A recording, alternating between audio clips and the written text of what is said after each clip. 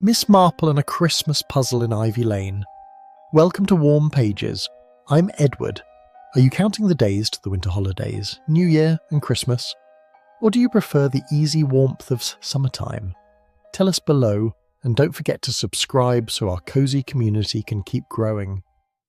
Now, let's begin tonight's mystery. Chapter 1. Christmas Morning on Ivy Lane. The morning light came gently to Ivy Lane as it always did, filtering through the bare branches of the lime trees that lined the narrow road. It was the sort of light that made everything look softer, kinder, and on Christmas morning it seemed to promise that the day would be exactly as it should be. Miss Jane Marple walked slowly along the lane, her Sunday prayer book tucked beneath her arm, having just attended the early service at St. Mary's. The air was crisp without being bitter, and she could see her breath making small clouds before her. She had always enjoyed this particular hour of Christmas Day, when the village was still waking, when the excitement of children had not yet reached its crescendo, and when one could observe, quietly and without intrusion, the small rituals that made up the fabric of community life. Ivy Lane was a modest street, no more than 200 yards in length, lined on both sides with neat semi-detached houses built sometime in the late Victorian period.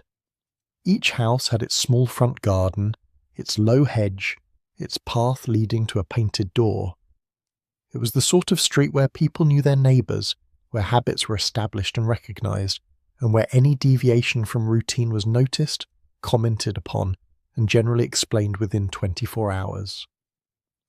Miss Marple paused at the corner adjusting her gloves. The lane looked particularly festive this morning. Nearly every door bore a wreath, some simple and traditional with holly and ivy, others more elaborate with ribbons and bells. In several windows paper crowns had been arranged, the cheap bright kind that came from crackers, propped up as cheerful decorations. She could hear faintly the sound of a wireless playing carols from the Hendersons' house at number 7. "Good morning, Miss Marple, a blessed Christmas to you." The voice belonged to Mrs. Dorothy Fletcher, who had emerged from number 3 with a small basket over her arm. She was a woman of perhaps 55, comfortable in figure, had the sort of face that looked permanently prepared to be pleased by something. Her husband had been a bank manager before his retirement, and she approached life with the organised efficiency of someone who had once balanced household accounts to the penny. "And to you, Mrs. Fletcher," Miss Marple replied warmly. "I see you've been to the early service as well." "Oh yes, wouldn't miss it. Though I confess I'm already thinking about the turkey. I've left it in Mr. Fletcher's capable hands, but you know how men are with ovens. I'm just popping round to Mrs. Caldwell at number 9, with some of my mincemeat tarts. She's quite alone this year, poor thing, and I thought—" "How very kind of you," Miss Marple said gently. She had observed that Mrs. Fletcher's kindness was genuine, though it was also the sort that required acknowledgement. "Well, one must do what one can, mustn't one? And on Christmas Day especially." Mrs. Fletcher's eyes travelled down the lane with evident satisfaction. "Everyone seems to be in good spirits. I saw young Tommy Brennan earlier, racing about with that new bicycle of his, and the Palmers have their daughter visiting from London, which is lovely for them." Miss Marple nodded. She had noted the unfamiliar motor car outside number 12, a rather smart Austin that spoke of city prosperity. "I notice Mr. Holt has decorated his front garden," Miss Marple observed, looking toward number 6, where a modest display of electric lights had been arranged around the doorway. "He seems to be settling in nicely." Mrs. Fletcher's expression became thoughtful, as expressions often did when Lawrence Holt was mentioned. "Oh yes, though of course he's only been here since September, still getting to know everyone, I suppose. He keeps rather to himself, doesn't he? Not unfriendly exactly, but reserved. Mr. Fletcher says that's the accountant in him. All those years dealing with figures rather than people." There was something in her tone that suggested this explanation had been arrived at after considerable discussion. Miss Marple had lived long enough to recognise when a community was still deciding what it thought about someone. "He did come to the harvest supper at the church hall," Miss Marple said mildly. "So he did. And he contributed quite generously to the Restoration Fund. I don't mean to suggest. Well, he's perfectly pleasant when one speaks to him. It's just that one doesn't quite know him yet, if you understand me. Miss Marple understood perfectly. St. Mary Mead had taught her that newcomers were always a puzzle to be solved, their habits and histories to be gradually assembled like a jigsaw. 6 months was not quite long enough for Ivy Lane to have completed its picture of Lawrence Holt. They parted cordially, Mrs. Fletcher continuing on her errand of mercy, Miss Marple proceeding down the lane at her measured pace. She passed number 4, where Mr. Gerald Finch was visible through his front window, apparently engaged in arranging bottles on his sideboard. He was a thin man, perhaps 60, with the sort of face that looked as though it had forgotten how to smile. His wife had died 2 years previously, and he had the air of someone who was managing adequately, but without particular joy. At number 8, Miss Marple caught a glimpse of movement behind lace curtains. That would be Miss Winifred Barton, who lived with her invalid sister and who, Miss Marple suspected, spent a good deal of time observing the comings and goings of the lane. There was nothing malicious in it, she thought, merely the natural interest of someone whose own sphere of activity was necessarily limited. The shared garden gate between numbers 5 and 6 stood open. Miss Marple noted it as she passed. It was a practical arrangement common to several houses along the lane, allowing residents access to a small communal garden at the rear. The latch had been recently painted green, she observed, though perhaps not very expertly. The gate itself swung slightly in the breeze. She had nearly reached the end of the lane when she encountered Mr. Arthur Palmer, emerging from number 12, looking rather harassed. He was a solicitor, solid man in his 60s, with the sort of face that inspired confidence in matters of wills and conveyancing. "Miss Marple, just the person. You haven't by any chance seen a small brown paper parcel, have you? About so big." He gestured with his hands. "It's a bottle of that special whisky my daughter brought from London, meant for the Thompsons at number 2, but it seems to have gone astray. I set it out last evening, meaning to deliver it this morning, but now I can't find the blessed thing anywhere." "I'm afraid I haven't," Miss Marple said, "though perhaps one of your neighbours, seeing it, assumed it had been delivered to the wrong house and took it upon themselves to redirect it." Mr. Peters Palmer looked struck by this possibility.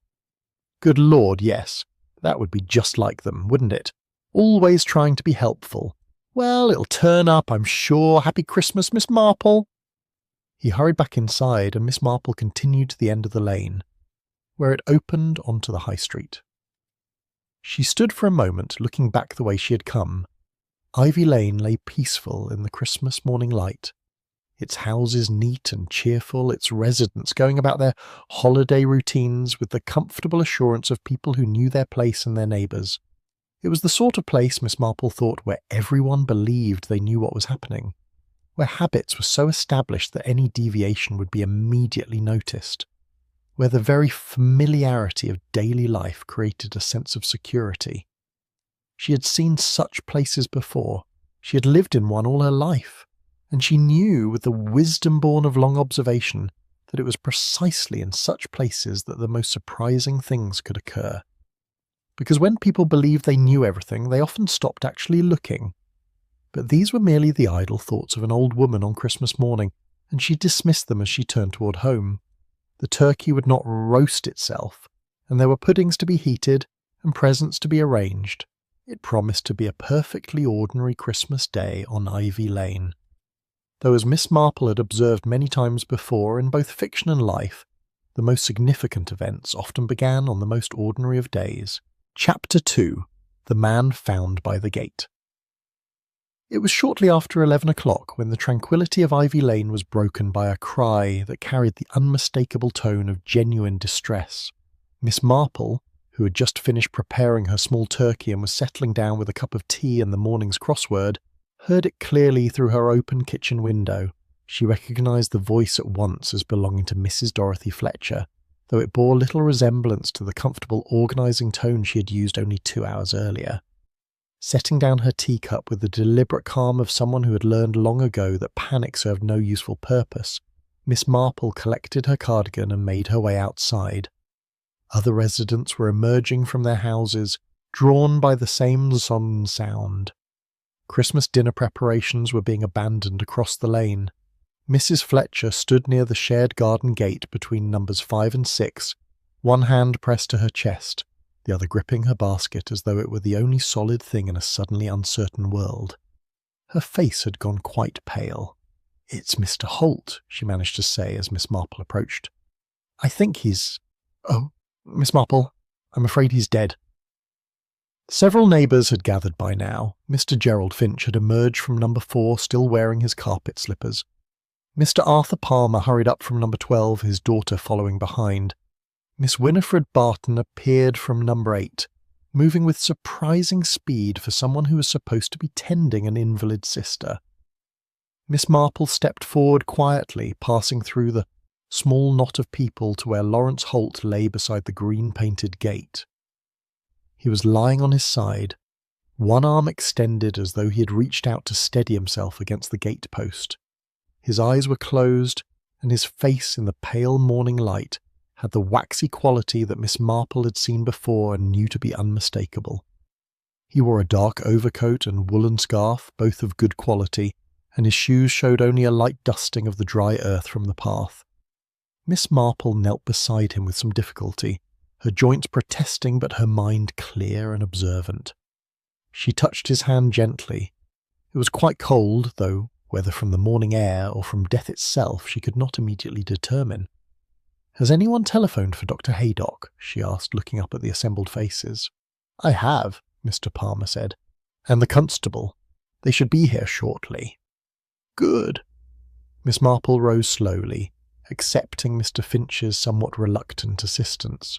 "It would be best if everyone stepped back a little. We mustn't disturb anything." It was interesting, she thought, how people responded to such a statement. Mrs. Fletcher took an immediate step backward, as though the ground itself might be evidence. Mr. Finch released Miss Marple's arm quickly and moved away. Only Miss Barton remained where she was, her sharp eyes travelling over the scene with what appeared to be genuine curiosity rather than distress. "I saw him earlier," Miss Barton said suddenly. "From my window, it must have been about 8:30, perhaps 8:45. He was walking up the lane quite normally." "Was he alone?" Miss Marple inquired gently. Miss Barton's thin face took on an expression of concentration. "Yes, I believe so. Though I didn't watch him continuously, you understand. I was seeing to my sister's breakfast. But he was definitely walking up the lane toward this end." "And did you see him return?" There was a pause. Miss Barton frowned. "No. But then I was occupied with Constance. She's been particularly difficult this morning, what with all the excitement of Christmas. I can't watch the street every moment." There was a defensive note in her voice, and Miss Marple said soothingly, "Of course not, but it's helpful to know when he was last seen." Mrs. Fletcher had recovered somewhat, though her hand still trembled slightly as she set down her basket. "I came round to bring mincemeat tarts to Mrs. Caldwell at number 9, she explained, as though the normalcy of her errand could somehow cancel out the horror of her discovery. "I was taking the short cut through the garden. We all do, you know. It's much quicker than going round by the street. And there he was, just lying there. At first I thought perhaps he'd slipped, or felt unwell and sat down to rest. But then I saw his face, and I knew."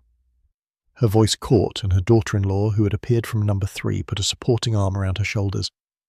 "Come inside, Mother Fletcher. You've had a terrible shock." No, I should stay. The doctor will want to know exactly how I found him." Mr. Palmer cleared his throat. "The question is, what was he doing out here? It's Christmas morning. Most people are indoors with their families." "He had no family," Mr. Finch said quietly. "At least none that I know of. He mentioned once that he had never married, devoted himself to his profession." There was something in the way he said it, Miss Marple thought, that suggested this devotion had not been entirely admirable. Mr. Finch's thin face wore an expression that was difficult to read, though it was certainly not one of grief. The sound of a motor-car engine announced the arrival of Dr. Haydock, followed moments later by Police Constable Perkins on his bicycle. The doctor, a brisk man in his 50s whom Miss Marple had known for many years, made his way through the gathering with professional efficiency. "Now then, what's all this about? Miss Marple, I might have known you'd be here." "I live just there," Miss Marple pointed out mildly, indicating her cottage at the end of the lane. One can hardly avoid being present in one's own neighbourhood. Dr. Haydock's lips twitched, but he was already kneeling beside the body, his practised hands making a swift examination. The constable, a young man who took his duties seriously, had produced a notebook and was looking around with an air of determined authority. The doctor's examination was brief. When he stood up, his face was grave. "He's been dead for some time, 2 hours at least, possibly 3. Without a proper examination I can't say more, but there are no obvious signs of violence." "Heart attack," Mr. Palmer suggested hopefully, as though a natural death might somehow be less disturbing than the alternative. "Possibly. Mr. Holt was, 62, 63? At that age, the heart can fail without warning." Dr. Haydock turned to Constable Perkins. "You'll need to notify Inspector Craddock. This requires proper investigation regardless of cause." Miss Marple, who had been standing quietly to one side, spoke up. "May I ask, Doctor, whether you notice anything about his positioning, the way he's lying?" Dr. Haydock looked at her with the respect one professional gives another. "What do you observe, Miss Marple?" "He's lying on his side as though he fell while standing or walking, but his arm is extended toward the gatepost, which suggests he was trying to steady himself. If one were to collapse from a sudden heart attack, one might fall more heavily, wouldn't one, without the presence of mind to reach for support?" "You're quite right," the doctor said slowly. "It suggests he felt unwell and tried to hold himself upright. A gradual failure rather than a sudden one, perhaps." Constable Perkins was writing this down with painstaking care, his tongue visible at the corner of his mouth. "Now then, who found the deceased?" Mrs. Fletcher stepped forward, and the constable began taking her statement, asking her to repeat everything she had already. Miss Marple listened carefully, but there was nothing new.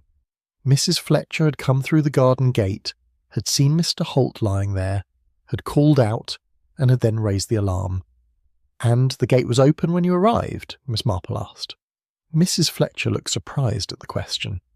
"Why, yes, it usually is during the day. We all use it. Those of us whose gardens back onto the common area, it's only latched at night." Miss Marple looked at the gate with interest.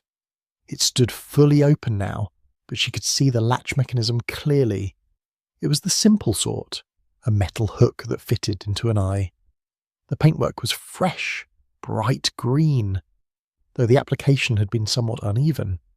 "Has it been recently repaired?" she inquired. Mr. Finch appeared, his voice flat. "I painted it last week. The old paint was peeling and it looked unsightly. The latch itself was replaced about a month ago. The old one had rusted through." "That was very public-spirited of you." Something flickered across Mr. Finch's face, but he merely nodded. More neighbours had gathered now, standing at a respectful distance, but clearly reluctant to return to their interrupted celebrations. Miss Marple recognised Mrs. Caldwell from number 9, a widow of perhaps 70, looking distressed. Young Tommy Brennan from number 11 stood beside his bicycle, his Christmas morning joy quite forgotten. The Palmer's daughter from London stood with her arms wrapped around herself, despite her expensive coat. "Did anyone else see Mr. Holt this morning?" Constable Perkins asked, addressing the General Assembly. There was a murmur of negatives. Then Mr. Palmer spoke up. "I saw him yesterday evening around 6 o'clock. He was coming back from somewhere, carrying a shopping bag from Bartlett's. We exchanged Christmas greetings. How did he seem?" "Perfectly normal. Perhaps a bit tired, but that's hardly surprising. The shops were frantic yesterday." Miss Marple filed this information away carefully. Mr. Holt had been out shopping on Christmas Eve. That suggested someone who was preparing to spend Christmas Day alone, purchasing provisions for a solitary meal. Dr. Haydock was speaking quietly to the constable, and Miss Marple heard the words "removal of the body" and "proper examination." The machinery of an official investigation was beginning to turn, as it always did, with its necessary procedures and protocols. She looked once more at Lawrence Holt lying beside the freshly painted gate on Christmas morning. A man who had lived in Ivy Lane for only 3 months. A man who kept to himself, who was pleasant but reserved, who had been an accountant and never married. A man about whom the lane had not yet formed its final judgment. A man who had walked up this lane at 8:30 on Christmas morning, while others were opening presents and preparing festive meals, and who had not walked back. Miss Marple thought of Mrs. Fletcher's words, "One doesn't quite know him yet." And now, she reflected, they never would. Unless, of course, one looked very carefully at what small traces he had left behind. In Miss Marple's experience, people always left traces. It was simply a matter of knowing how to read them. Chapter 3. Windows that opened early. Inspector Craddock arrived at Ivy Lane shortly after noon, bringing with him the efficient machinery of official investigation. Miss Marple had met him on several previous occasions and had formed a favourable opinion of his intelligence, though she sometimes thought he relied rather too heavily on facts and not quite enough on the study of human nature. "Miss Marple," he said, with the faint smile of someone who had learned to respect her observations, "I understand you were among the first on the scene." "Not quite the first," Miss Marple corrected gently. "That distinction belongs to Mrs. Fletcher. I merely arrived shortly thereafter." They were standing in the front garden of number 6, Mr. Holt's house, which the inspector had commandeered as a temporary base of operations.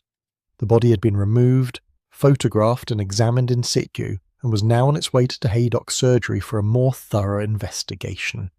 The residents of Ivy Lane had been asked to remain available for questioning. "Dr. Haydock tells me you noticed something about the position of the body," Inspector Craddock said, consulting his notes. "The extended arm reaching for the gate-post." "It suggested someone who felt unwell coming on gradually," Miss Marple said. "Someone who had time to realise he needed support. Of course, I am not a medical professional. But you are an excellent observer." The inspector looked down the lane thoughtfully. "What strikes you most about this situation, Miss Marple?" It was the sort of question that showed why she respected him. He was willing to listen, which was a rare quality in official persons. "The timing," Miss Marple said slowly. "Miss Barton saw Mr. Holt walking up the lane at approximately 8:30 or 8:45. Mrs. Fletcher found him at 11 o'clock. Dr. Haydock estimated he had been dead for 2 to 3 hours when he examined him, which would place the time of death somewhere between 9 and 10 o'clock. "And your point?" "Christmas morning is a very particular time, Inspector. People are occupied with specific rituals, opening presents with children, preparing meals, attending church services, and yet, between the hours of 8:30 and 11, several people apparently had reason to notice things about Ivy Lane." Inspector Craddock's eyes sharpened. "Go on." "I think," Miss Marple said, "that it might be instructive to speak with the residents about their windows." The inspector looked puzzled, but he had learned not to dismiss Miss Marple's apparent non sequiturs. "Their windows?" "Yes. You see, Mrs. Fletcher mentioned to me this morning that she was worried about leaving her turkey in Mr. Fletcher's care because of the oven. That suggests she had been away from her kitchen. When I saw her at approximately 9 o'clock, she was on her way to deliver mincemeat tarts to Mrs. Caldwell. She would have been occupied with that errand and with church before it." "I'm not sure I follow." "Then there is Miss Barton, who saw Mr. Holt from her window. She specifically mentioned being occupied with her sister's breakfast, and yet she noticed Mr. Holt walking up the lane. One sees from windows, Inspector, particularly on a cold December morning when one does not wish to go outside. I think we might learn a great deal about who was looking out their windows this morning and when and why." Understanding dawned on Inspector Craddock's face. "You think someone saw something?" "I think several people may have seen things. Small things which individually meant nothing, but which together might form a picture." The inspector nodded decisively. "Then let's begin our inquiries." They started with Miss Winifred Barton at number 8, who received them in a front parlour that smelled strongly of carbolic and showed signs of the rigid order imposed by someone with limited help and unlimited time. Her sister Constance was, Miss Marple noted, conveniently absent upstairs. "I've already told the constable everything I know," Miss Barton said, settling herself in a hard-back chair with the air of someone prepared to be cooperative but not intimidated. "I understand you saw Mr. Holt from your window," Inspector Craddock began. "Yes, I was in the kitchen, which looks out over the front. I'd opened the window to let out the steam from boiling Constance's eggs. She insists on them being exactly 4 minutes, no more, no less, and the kitchen gets frightfully steamy." "And you opened the window at what time?" 8:30, or thereabouts. "I just put the eggs on." "Was your window the only one open on the lane at that time?" Miss Barton's thin face took on a considering expression. "Now that you mention it, no. I noticed the Hendersons at number 7 had their kitchen window open. I remember thinking it was quite sensible, as they were cooking a large goose, and I believe Mrs. Fletcher's window at number 3 was open as well earlier. I saw her closing it just before I opened mine." Miss Marple interjected gently. "Did you keep your window open for long?" "Perhaps 10 minutes, just long enough to clear the air. Then I closed it and attended to Constance's tray." "And during those 10 minutes you saw Mr. Holt?" "Yes. He was walking up the lane at a steady pace, not hurrying. He had his hands in his pockets and he was looking straight ahead. I didn't think anything of it at the time." "Did you see where he went?" Miss Barton hesitated. "Not exactly. I had to take the eggs off, you see, and by the time I looked out again he was gone. I assumed he continued up toward the high street." "But you didn't actually see him leave the lane?" "No." Inspector Craddock made a note. "Did you notice anyone else about at that time?" "The Brennan boy was out with his bicycle riding up and down at young Tommy, making a terrible racket, though I suppose one must make allowances on Christmas morning. And I saw Mr. Palmer step out of his door, look up and down as though searching for something, then go back inside." "Searching for something? Well, he had that sort of expression, puzzled, you know."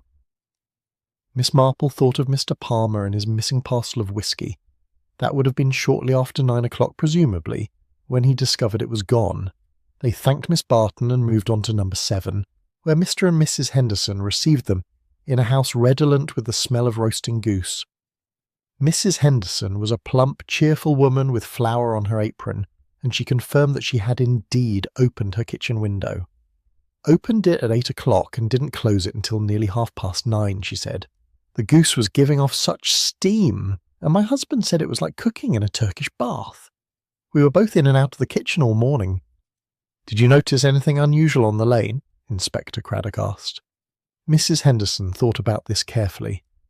"Well, I saw Mr. Finch come out of his house at about 9 o'clock. He walked down to the gate, the shared garden gate, and stood there for a moment, looking at it. Then he went back inside." Miss Marple felt a small stirring of interest. "Could you see his expression?" "Not really. His back was to me mostly, but he seemed to be examining the gate rather closely, running his hand along the latch as though checking something." "How long did he remain there?" "Oh, not long. A minute or two at most. Then he went back inside." Mr. Henderson, who had been listening from his armchair, added, "I saw young Holt walking up the lane earlier. Must have been about 8:20 or so. I was just putting the wireless on for the morning service when I happened to glance out. He was striding along quite purposefully." "Did you see him come back?" "No, can't say I did. But then, I wasn't paying particular attention." At number 3, Mrs. Fletcher had recovered somewhat from her shock, though her hand still shook slightly as she poured tea for them. Her husband, a solid man with thinning hair, sat beside her protectively. "I did open the kitchen window," Mrs. Fletcher confirmed. "It must have been about 8 o'clock. I'd been baking since 6:30, the mincemeat tarts, you know, and some sausage rolls, and the kitchen was stifling. I opened it for perhaps 20 minutes, then closed it before going to church." "Did you notice anything during that time?" Mrs. Fletcher's brow furrowed. "I saw Mr. Holt leaving his house. That would have been about 8:15. He locked his door very carefully, I noticed. Tested the handle twice to make sure it was secure." "Did that strike you as unusual?" "Well, not really. One does want to be careful, especially with all these burglaries one hears about, though Ivy Lane has always been perfectly safe. Did you see where he went? Up the lane toward the high street. I didn't watch him the whole way. I had my tarts to see to. Inspector Craddock consulted his notes. So we have Mr. Holt leaving his house at 8:15, seen walking up the lane at 8:20 by Mr. Henderson, and seen still walking at 8:30 or 8:45 by Miss Barton, but no one saw him return. No one who has mentioned it yet, Miss Marple corrected gently. They spoke to several more residents. Young Tommy Brennan, aged 10, confirmed that he had been riding his bicycle up and down the lane from about 8:30 onward. I got it for Christmas, he explained proudly. A rally, with 3-speed gears. I wanted to try it out straight away. Did you see Mr. Holt? Yes, miss. He walked past me going up the lane. He smiled and said, Happy Christmas, and I said it back. Then I rode down to the other end and back, showing off a bit, you know, and when I came back up, he wasn't there anymore. How long were you at the other end of the lane? Tommy considered this. Maybe 5 minutes. I was practicing my turns. Miss Marple asked quietly, Did you see anyone near the garden gate? The boy's face brightened. Oh, yes. Mr. Finch was there fiddling with something. And I think I saw someone else, but I'm not sure who. They were standing sort of behind the hedge. Behind which hedge? The one by number 6, Mr. Holt's house. Inspector Craddock leaned forward. Can you remember anything about this person, whether it was a man or woman? Tommy screwed up his face in concentration. I think it was a man, but I'm not certain. I was mostly looking at my bicycle, you see, making sure the gears were working properly. They had finished their rounds. Inspector Craddock and Miss Marple stood once more near the garden gate. The afternoon had drawn in, and lights were beginning to appear in windows up and down the lane. The smell of Christmas dinners, belatedly resumed, drifted out into the cold air. So, the inspector said slowly, we have multiple witnesses placing Holt walking up the lane between 8:15 and 8:45. We have at least 3 kitchen windows open during that time, with people looking out intermittently. We have Mr. Examining the garden gate at approximately 9 o'clock, and we have a possible unidentified person near Holt's house, seen by a 10-year-old boy who was admittedly distracted by his new bicycle.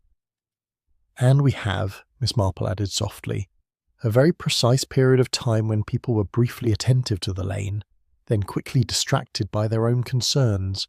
Windows that opened early, Inspector, letting in the cold air and letting out the steam, and in that brief period of attention and distraction, something happened to Lawrence Holt. But what? Inspector Craddock asked. Miss Marple looked at the garden gate with its fresh green paint. That, she said, is precisely what we need to discover. Chapter 4. The Parcel Passed Along.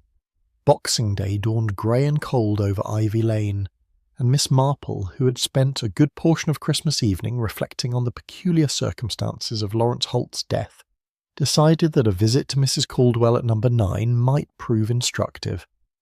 Mrs. Caldwell was a widow of the comfortable sort, neither wealthy nor struggling, who had lived on Ivy Lane for nearly 20 years. She answered the door herself, looking somewhat surprised to see Miss Marple on her doorstep. Miss Marple, how kind of you to call. Do come in, please. I'm afraid everything is rather at 6s and 7s. Yesterday was so dreadfully upsetting. The front parlour was indeed showing signs of disruption. A small Christmas tree stood in the corner, its decoration slightly askew, and several parcels remained unopened on the sideboard. I simply couldn't bring myself to finish opening things, Mrs. Caldwell explained, following Miss Marple's gaze.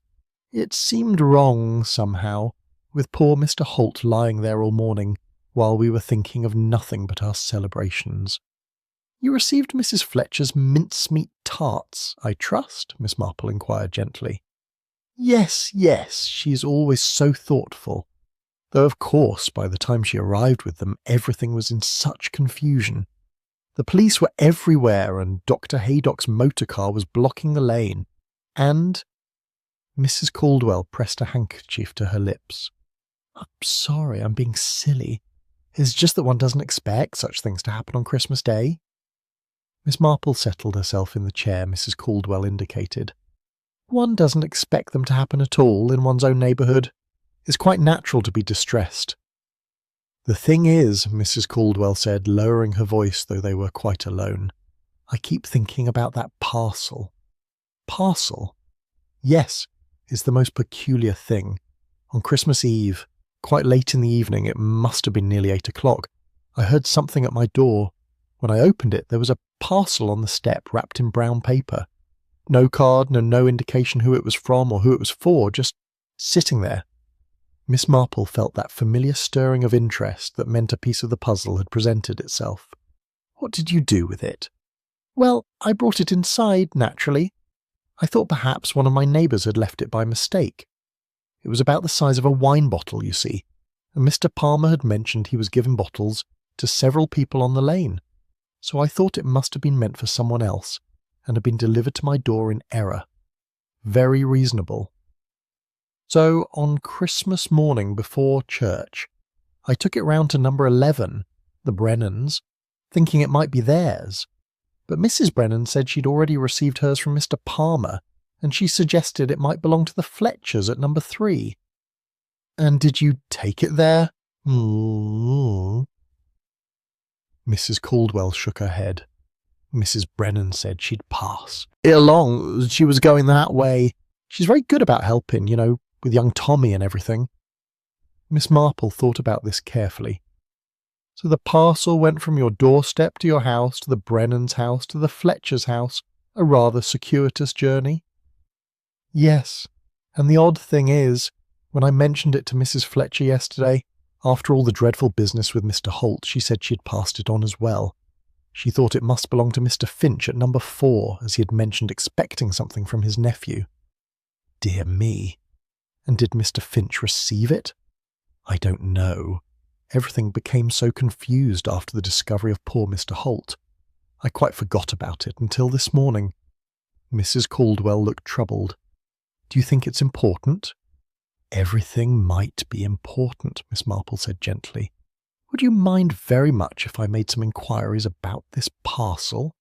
Not at all, though I can't imagine what it has to do with Mr. Holt. Miss Marple smiled. Perhaps nothing, but it's always interesting to trace the journey of things, don't you think? They often tell us a good deal about the people who handle them. She took her leave of Mrs. Caldwell and made her way to number 11, where Mrs. Brennan was hanging washing in her small back garden, taking advantage of a brief period of pale sunlight. Miss Marple, how nice to see you. Tommy's been talking of nothing but his bicycle and the police investigation. I think he fancies himself quite the detective. He was certainly a helpful witness, Miss Marple said. Mrs. Brennan, I understand you passed along a parcel on Christmas morning? Mrs. Brennan's pleasant face clouded slightly. Oh yes, the mysterious parcel. Mrs. Caldwell gave it to me just before church. About 7:30 it would have been. She thought it might be ours, but we'd already had our bottle from Mr. Palmer, so I said I'd take it round to the Fletchers. Did you go directly there? Well, no. I took Tommy to church first. We go to the 8 o'clock service, as we like to have the rest of the morning for presents. Afterwards, on our way home, I dropped it at the Fletcher's door. I didn't knock, as I didn't want to disturb them if they were having their breakfast. What time would that have been? Mrs. Brennan thought carefully. The service ended at 9 o'clock, and we walked straight back. Perhaps 9:05, no later than 10 past, certainly. Miss Marple thanked her and proceeded to number 3, where Mrs. Fletcher was in her front garden, deadheading some winter roses with more vigour than was strictly necessary. She had, Miss Marple thought, the look of someone working off nervous energy. Mrs. Fletcher, I hope I'm not disturbing you. I wanted to ask about the parcel that Mrs. Brennan left at your door. Mrs. Fletcher straightened up, secateurs in hand. Oh, that wretched parcel. I found it when I came back from delivering my mincemeat tarts to Mrs. Caldwell. I'd gone round at about 10:30, you see, and when I returned home, it must have been 11:15, there it was on my doorstep. And you took it to Mr. Finch? Yes, I thought it must be from his nephew. Mr. Finch had mentioned expecting a parcel, and I knew Mr. Palmer had already delivered ours the previous evening, so I took it round straight away, before going through the garden to check on my herb bed. That's when I found Mr. Holt." Her voice faltered slightly, and Miss Marple said sympathetically, "It must have been a terrible shock." "It was, and now I keep thinking if I'd gone through the garden 5 minutes earlier, or 10 minutes earlier, might I have been in time to help him?" "Dr. Haydock seemed quite certain he had been dead for some time," Miss Marple said gently. "I don't think there's anything you could have done." Mrs. Fletcher nodded, but she didn't look entirely convinced. Mr. Finch was rather odd about the parcel, I must say. He took it from me, but he seemed distracted, almost impatient to close the door." "Did he open it in your presence?" "No, he just thanked me and shut the door. I thought it was a bit abrupt, but then people have their own ways." Miss Marple's next visit was to number 4, where Mr. Gerald Finch received her with the air of a man who has been interrupted in something he would prefer to continue undisturbed. His front parlour was neat but cheerless, decorated with a minimalism that suggested duty rather than pleasure. "Mr. Finch, I hope I'm not intruding. I wanted to ask about a parcel that Mrs. Fletcher brought to you on Christmas morning." Something flickered across Mr. Finch's thin face. "A parcel? Oh yes, the parcel from my nephew, or so Mrs. Fletcher assumed." "It wasn't." "No. When I opened it, I found it was a bottle of rather good Scotch whisky. The Dalmore, not an inexpensive variety. But there was no card, no indication of who had sent it." "How curious. What did you do with it?" Mr. Finch's expression became guarded. "I kept it, naturally. Someone clearly intended it as a Christmas gift, and it would have been wasteful to let it go to waste simply because the card had become detached." Miss Marple regarded him thoughtfully. "Had you perhaps mentioned to any of your neighbours that you were expecting a parcel from your nephew?" There was a distinct pause. "I may have done. I don't recall specifically. I only ask because Mrs. Fletcher seems to have gained that impression, and she thought the parcel must therefore be yours." "Well, she was mistaken. My nephew sent me a book token, which arrived by post on Christmas Eve." Miss Marple let the silence stretch just a moment longer than was comfortable. Mr. Finch shifted in his chair. "Miss Marple, I don't quite see what this has to do with poor Holt's death." "Perhaps nothing," Miss Marple said mildly, "but the parcel's journey is rather interesting, don't you think? From Mrs. Caldwell's doorstep to her house, to the Brennans, to the Fletchers, and finally to you, rather like a game of pass the parcel, except no one knew quite where it should end up. These things happen at Christmas. Deliveries go astray." "Yes, they do, though in this case I'm not entirely certain it was a delivery gone astray." Miss Marple rose to leave. "Thank you for your time, Mr. Finch. I won't keep you any longer." As she walked back toward her own cottage, Miss Marple reflected on the parcel's peculiar journey. Mrs. Caldwell had found it on her doorstep at 8 o'clock on Christmas Eve. Mr. Palmer had mentioned his bottle of Dalmore whisky had gone missing. Mr. Finch had received a bottle of Dalmore whisky on Christmas morning, wrapped in brown paper, with no indication of sender or intended recipient. The mathematics of it were simple enough. The implications, however, were more complex. Miss Marple thought of something her nephew Raymond had once said about detective stories, that the solution often lay not in adding new facts, but in understanding the significance of facts already known. A bottle of expensive whisky, intended for the Thompsons at number 2, had somehow found its way to Mrs. Caldwell's doorstep at number 9. It had then travelled, through the well-meaning efforts of helpful neighbours, to Mr. Finch at number 4.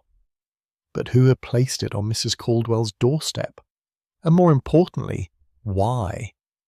Miss Marple had lived long enough to know that nothing happened without reason, even when the reason was not immediately apparent. Someone had moved that parcel. Someone had set it on a journey that would lead it, eventually, to Mr. Gerald Finch. Whether intentionally or accidentally, the parcel's path had crossed the morning hours when Lawrence Holt had walked up Ivy Lane and failed to walk back. In Miss Marple's experience, coincidences of that sort were rarely coincidental at all. Chapter 5. A Call Made in Kindness.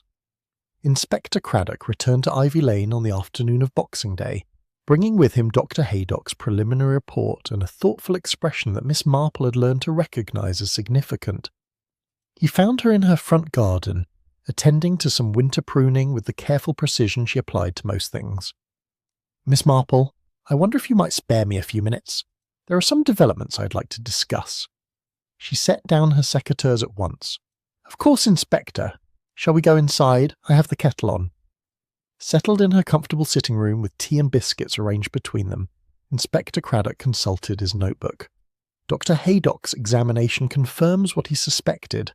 Lawrence Holt died of heart failure, brought on by what appears to have been a severe allergic reaction.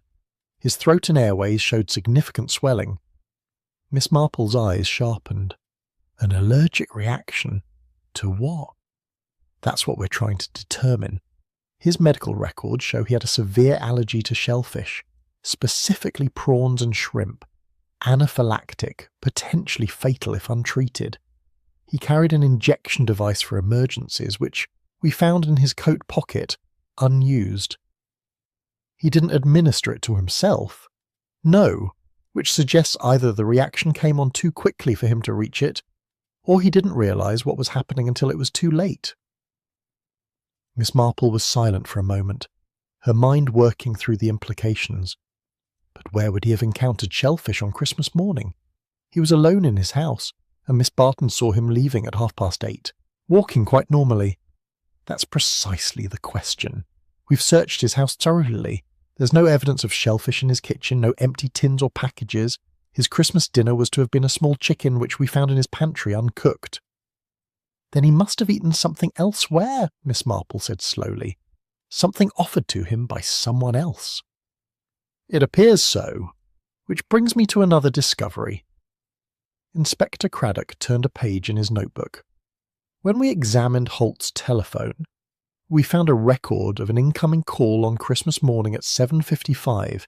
It lasted approximately 3 minutes. Do you know who called him? No idea. Yes, it was made from the telephone box on the high street, just at the top of Ivy Lane. We've been trying to determine who might have used it at that hour on Christmas morning. Miss Marple set down her teacup with deliberate care. That's rather early for a telephone call, isn't it? Most people would be at home with their families. Precisely. I've been making inquiries among the residents, asking if anyone made or received calls around that time. He paused.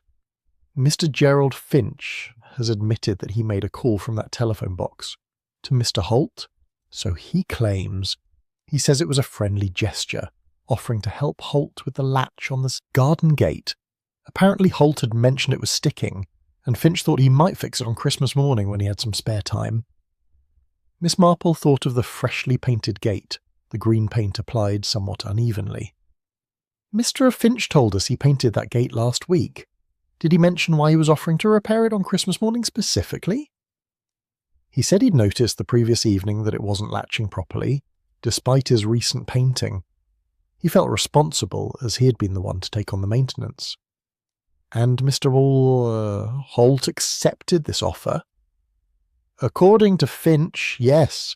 He suggested they meet at the gate around 9 o'clock. Holt agreed.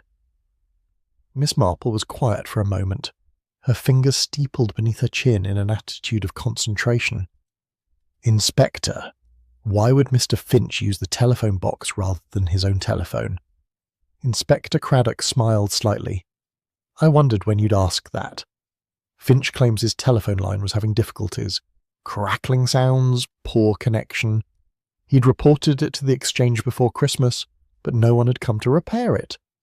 Rather than risk a poor connection, he walked up to the telephone box. On Christmas morning at 7:55 to arrange a meeting about a garden gate latch. Yes. How very conscientious of him. There was something in Miss Marple's tone that made Inspector Craddock look at her more closely. You don't believe him? I didn't say that.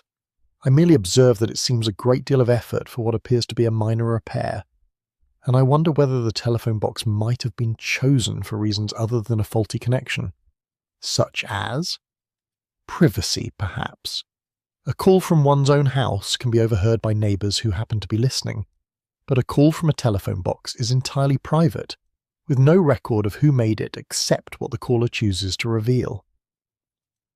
Inspector Craddock made a note. We're checking with the telephone exchange about Finch's claim regarding the faulty line, but even if it's true, your point about privacy is well taken. Did Mr. Finch say anything else about this conversation with Mr. Holt? Only that Holt sounded perfectly normal, agreed to meet at 9 o'clock and rang off.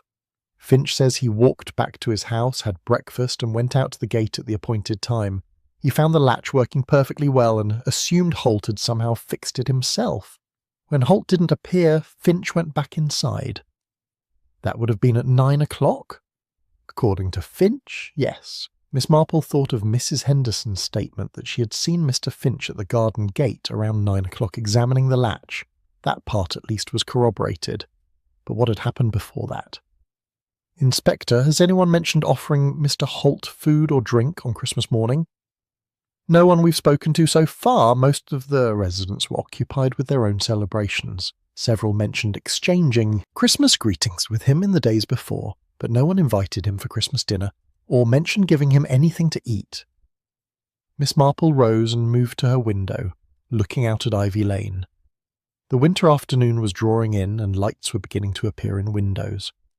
In my experience, she said slowly, Christmas is a time when people often make gestures of kindness to those who are alone. A mince pie brought round, a glass of sherry offered, a small plate of treats. The sort of impromptu hospitality that requires no invitation. You think someone gave Holt something containing shellfish? I think it's possible, and if the gift was made early in the morning before most people were about, it might not have been noticed by the other residents. Inspector Craddock considered this. Finch would have been up and about at that hour. He made the telephone call at 7:55. Yes, and Mr. Holt left his house at 8:15 according to Mrs. Fletcher. Where did he go in those 20 minutes between the telephone call and his departure? Finch's house is number 4, just 2 doors down from Holt's number 6. If they met briefly, it would have been perfectly natural. A neighbour calling on another neighbour, perhaps offering a small Christmas gesture along with arranging to meet later about the gate. Miss Marple turned back to face the inspector. Did you search Mr. Finch's house? Not thoroughly. We had no reason to suspect. No, of course not. But I wonder whether you might find it instructive to ask Mr. Finch what he served for his Christmas breakfast, and whether any of it might have contained shellfish. Inspector Craddock was already standing. I'll speak to him immediately. One more thing, Inspector. You might also inquire about the bottle of whiskey that found its way to his door. Whiskey? Miss Marple explained about the parcel's journey from Mrs. Caldwell's doorstep through several well-meaning neighbours to Mr. Finch's house. It was intended for the Thompsons at number 2, a gift from Mr. Palmer, but it appeared on Mrs. Caldwell's doorstep on Christmas Eve at 8 o'clock and eventually reached Mr. Finch on Christmas morning. And you think this is significant? I think it's curious. Mr. Palmer is a careful man, a solicitor after all. I find it difficult to believe he would simply misdeliver such a gift, and I find it equally difficult to believe that the parcel would travel such a circuitous route by pure chance. Inspector Craddock was putting on his coat. You think someone deliberately moved it? I think someone might have had a reason to be out on Christmas Eve, walking past various houses with a parcel in hand, without arousing suspicion, and I think that same someone might have been grateful to receive an expensive bottle of whiskey on Christmas morning, even if it arrived without explanation. After the inspector had gone, Miss Marple remained at her window, watching the lights of Ivy Lane. She thought about telephone calls made early on Christmas morning, about meetings arranged at garden gates, about small gestures of neighbourly kindness that might conceal something else entirely. She thought too about Lawrence Holt, who had been new to the lane, who kept to himself, who had been an accountant before his retirement, an accountant who dealt with figures, who evaluated financial matters professionally. Mr. Finch had mentioned, when discussing Holt's devotion to his profession, that he had never married, devoted himself to his work. There had been something in his tone that suggested this devotion had not been entirely admirable. Miss Marple had known enough accountants in her time to understand that they often knew a great deal about people's financial affairs, sometimes more than people wished them to know. She thought of something her old friend, the late Mr. Petherick, had once said. The trouble with accountants is that they see everything in black and white. No room for grey areas, no allowance for circumstances, just numbers that add up or don't. And she thought about what might happen when an accountant discovered that someone's numbers didn't add up at all. Chapter 6. The Bench No One Claimed. The following morning brought a change in weather to Ivy Lane. A light drizzle had begun overnight, the sort of persistent English rain that dampens everything without seeming to actually fall. Miss Marple, who had spent a restless night thinking about telephone calls and garden gates and bottles of whisky, decided that a walk along the lane would be beneficial despite the weather. She dressed warmly, collected her umbrella, and set out just after breakfast. The lane was quiet at this hour, most residents still occupied with the aftermath of Christmas celebrations, or, perhaps, with the more sombre business of discussing Lawrence Holt's death with one another. Miss Marple walked slowly, noting details she had observed before, but not perhaps given sufficient attention. The low hedges that separated each property, mostly privet, neatly trimmed. The small front gardens, some more carefully tended than others. The shared alleyways between certain houses that led to the communal garden area at the rear. And then, about halfway along the lane between numbers 6 and 7, she found what she was looking for. The bench was a simple affair. Wooden, painted a faded green that suggested it had been there for some years. It was set back slightly from the pavement, positioned in a small widening of the path where two gardens met. Not quite public, but not exactly private either. The sort of place where someone might pause to rest, or to exchange a few words with a passing neighbour, without seeming to loiter with purpose. Miss Marple sat down carefully, adjusting her umbrella to shield herself from the drizzle. From this vantage point, she could see up and down the lane, though not clearly into most of the houses due to the hedges and the angle. It was, she reflected, rather like sitting in the wings of a theatre. One could observe the stage without being entirely visible to the audience. She had been sitting there for perhaps 5 minutes when Mrs. Henderson emerged from number 7, bundled in a mackintosh and carrying a shopping basket. "Miss Marple, goodness! You'll catch your death sitting out in this weather." "Good morning, Mrs. Henderson. I was just resting for a moment. One's legs aren't what they were." Mrs. Henderson's kindly face showed concern. "Would you like to come in for a cup of tea? You're very welcome."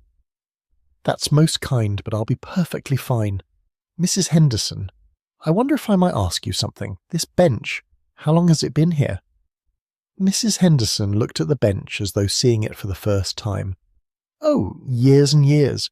It was put there by old Mr. Carmichael, who used to live at number 6 before Mr. Holt moved in. He was a great one for sitting outside, watching the world go by.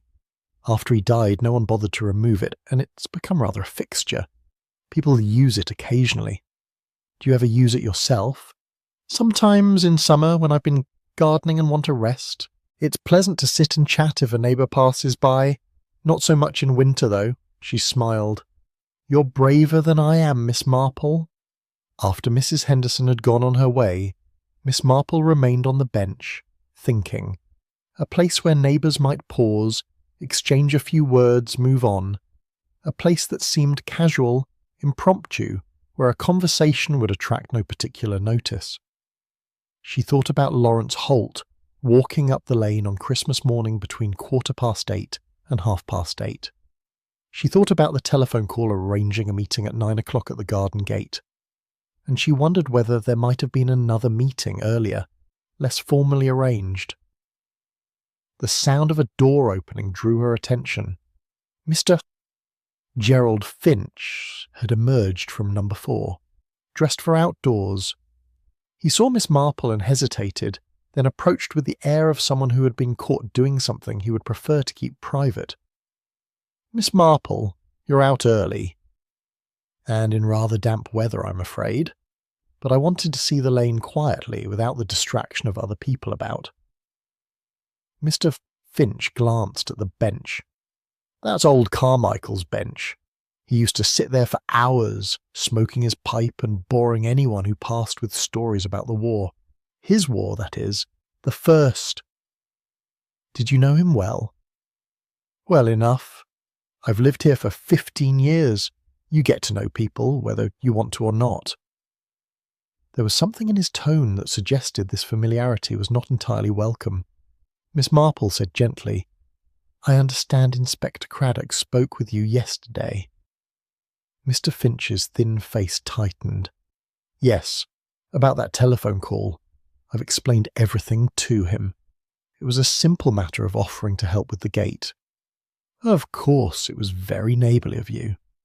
Someone had to do it. The latch was sticking. And yet, when you went to meet Mr. Holt at 9 o'clock, you found it working perfectly well. Yes, he must have fixed it himself earlier, or perhaps it was never really stuck in the first place. These things happen." Miss Marple looked up at him with her mild blue eyes. "Mr. Finch, did you ever sit on this bench with Mr. Holt? Perhaps having a conversation?" The question clearly surprised him. "No, why would I?" "Oh, no particular reason. I merely thought that if you were concerned about the gate and Mr. Holt walked past this bench on his way up the lane, you might have stopped him here to discuss it, rather than making a telephone call. I didn't see him walking past. I told the inspector I made the call from the telephone box because my line was faulty." "Yes, so you said. The inspector is checking with the exchange, I believe." Something flickered in Mr. Finch's eyes, but his voice remained steady. "They'll confirm it. There was definitely something wrong with the line. Crackling, poor connection. Most annoying." "I'm sure it was." Miss Marple adjusted her umbrella. "Did you know Mr. Holt well?" "Hardly at all. He'd only been here since September." "But you must have had some conversations with him. Neighbours do talk, even in passing." Mr. Finch was silent for a moment, and Miss Marple had the impression he was choosing his words carefully. "We exchanged pleasantries, good morning, nice weather, that sort of thing.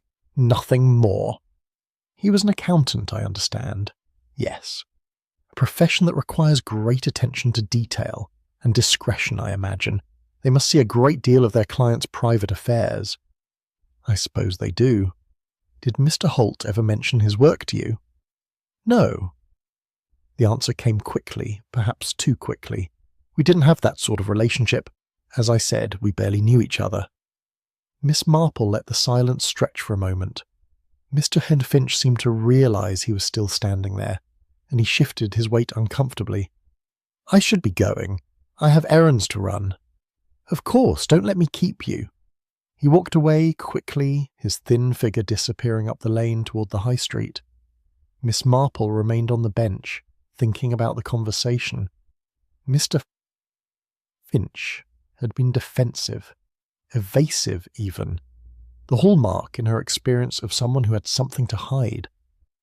She thought about the bench, its position, its purpose, a place for casual conversation, where two people might meet without seeming to have met intentionally. She had seen such arrangements before in St. Mary Mead. Mr. Archer, who had been having difficulties with his accounts, meeting his bank manager by chance on the bench outside the post office. Mrs. Prescott, who had needed to discuss her daughter's unfortunate engagement, arranging to happen upon the young man's mother at the bus shelter. Places where serious conversations could occur under the guise of casual encounters. She was still sitting there when Inspector Craddock came walking down the lane, clearly looking for her. His expression suggested he had news. "Miss Marple, Mrs. Henderson said I might find you here, sitting in the rain." "Thinking in the rain, Inspector. There's a difference." He smiled slightly and opened his own umbrella wider to shield them both. "I have some information that I think you'll find interesting. The telephone exchange has no record of any fault being reported on Mr. Finch's line. Moreover, they tested it this morning and found it working perfectly. How very curious. Indeed. When I confronted Finch with this information, he became rather agitated. He claims he must have been mistaken about reporting it, that perhaps the fault corrected itself." "A fault that corrected itself between Christmas Eve and this morning?" "Apparently so. I don't believe him, of course, but that's not all. We've been making inquiries at local shops about recent purchases. It seems Mr. Finch bought a tin of potted shrimp paste at Bartlett's grocery on the afternoon of Christmas Eve." Miss Marple's eyes sharpened. "Shrimp paste?" "Yes, the sort that comes in a small jar, often spread on toast or crackers."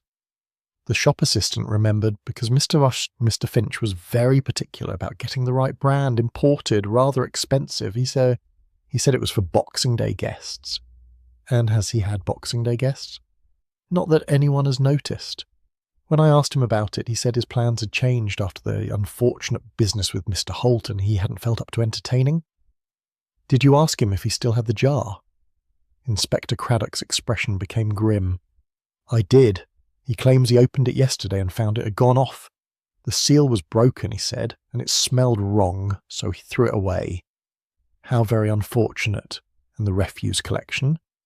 "Came this morning, of course, the day after Boxing Day. Perfect timing."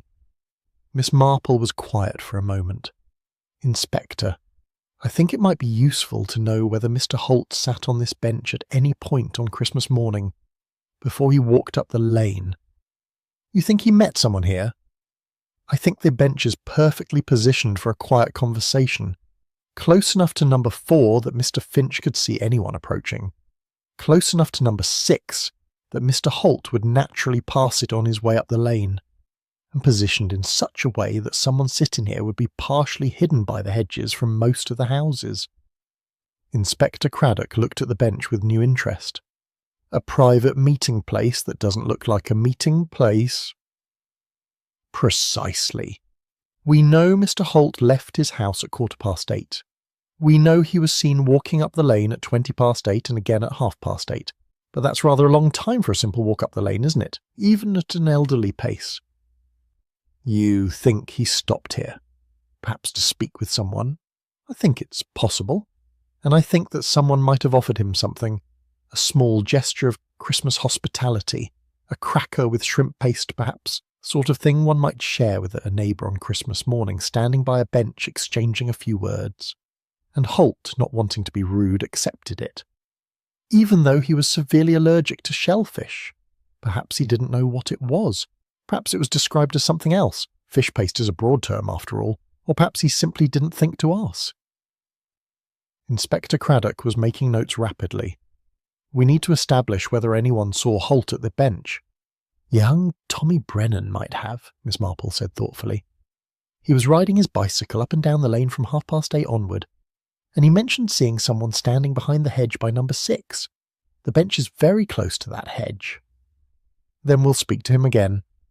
Inspector Craddock looked at Miss Marple with respect. "You've been very helpful, as always." "I've simply been sitting on a bench, Inspector. Sometimes the best way to understand what happened in a place is to experience it for oneself." As the inspector walked away, Miss Marple remained seated, looking at the lane through the drizzle. The bench no one claimed, she thought. A place that belonged to everyone and no one. A place where something might have been offered and accepted, where a fatal kindness might have been extended. In her experience, the most dangerous places were often those that seemed the most ordinary. Chapter 7. The Decoration. Hung overnight. Miss Marple had always believed that the small details of domestic life often revealed more than grand gestures, and it was with this principle in mind that she found herself examining the Christmas decorations along Ivy Lane with particular attention the following morning. The drizzle had cleared, leaving behind a crisp, cold day with pale sunlight that made the frost sparkle on hedges and rooftops. Most houses still displayed their festive wreaths and lights, though here and there some decorations had already begun to look tired, their ribbons drooping, their greenery browning at the edges. It was Mrs. Fletcher who first drew Miss Marple's attention to the matter of the lights at number 5, though she did so quite inadvertently. Miss Marple had stopped to exchange a few words with her outside number 3, where Mrs. Fletcher was sweeping her front path with the vigorous strokes of someone working off nervous energy. "I still can't quite believe it," Mrs. Fletcher said, pausing in her sweeping. "Poor Mr. Holt, lying there all that time while we were all so busy with our own concerns. I keep thinking I should have noticed something." "You mustn't blame yourself," Miss Marple said gently. Dr. Haydock was quite clear that nothing could have been done. Yes, but still. And now the inspector has been asking everyone such odd questions about telephone calls and food and who saw what and when. It makes one feel quite under suspicion. I'm sure he's simply being thorough. Mrs. Fletcher lowered her voice, though there was no one nearby to overhear. He asked me whether I'd noticed the Carsons at number 5 putting up new lights on Christmas Eve. I said I had. They went up quite late. Must have been 9 o'clock or after.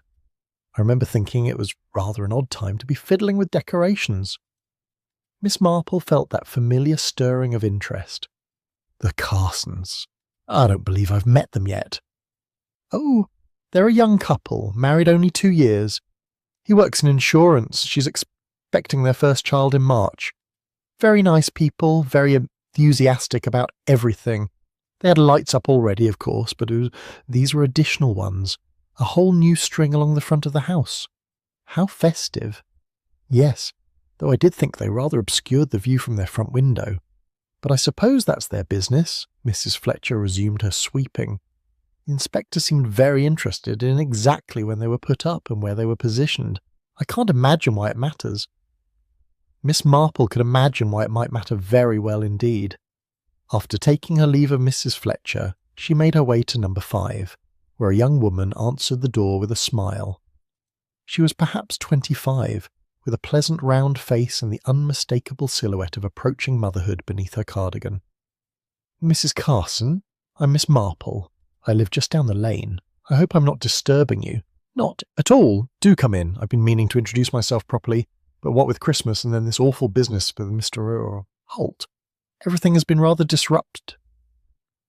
The front parlour was bright and cheerfully decorated, with a Christmas tree that still held all its needles and bore ornaments that looked new and carefully chosen. A young man emerged from the kitchen, wiping his hands on a tea towel. "This is my husband, Philip," Mrs. Carson said. "Miss Marple from down the lane." Mr. Carson was perhaps 30, with an open, friendly face and the slightly harried look of someone who had been attempting domestic tasks beyond his usual competence. "Pleased to meet you. You'll have to excuse the state of things. We're still clearing up from Christmas." "I shan't keep you long," Miss Marple assured them. "I merely wanted to ask about your Christmas lights. I understand you put up an additional string on Christmas Eve." The Carsons exchanged a glance, and Mrs. Carson laughed. "Oh dear, have the neighbours been complaining? Philip did say they might be too much, but I do love lots of lights at Christmas." "No complaints at all. They're very cheerful. I was simply curious about the timing." Mr. Harpmore, Carson looked slightly embarrassed. "I'm afraid that was my fault.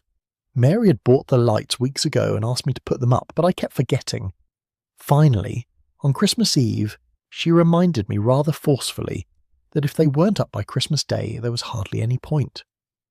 So I climbed up the ladder after dinner," Mrs. Carson continued, "and got them sorted. It was quite late, 9:30 perhaps, or even later. Our dinner had gone on rather long, you see, with Mary's parents visiting." "And where exactly did you position them?" Mr. Carson moved to the window and pointed. "Along the front of the house, just above the windows. They run from here all the way across to the corner." Miss Marple looked where he indicated. The lights were strung in a line that did indeed run across the entire front of the house, passing directly above the front window. From inside, looking out, they would create a frame of lights that would be quite bright in the darkness. "They're positioned rather low, aren't they?" Miss Marple observed. "Just above the window frame." "Yes, well, I'm not particularly good with ladders," Mr. Carson admitted. "I didn't want to climb too high, so I fixed them where I could reach comfortably. Mary said they looked fine from the street, which was the main thing." Miss Marple moved closer to the window and looked out at the lane.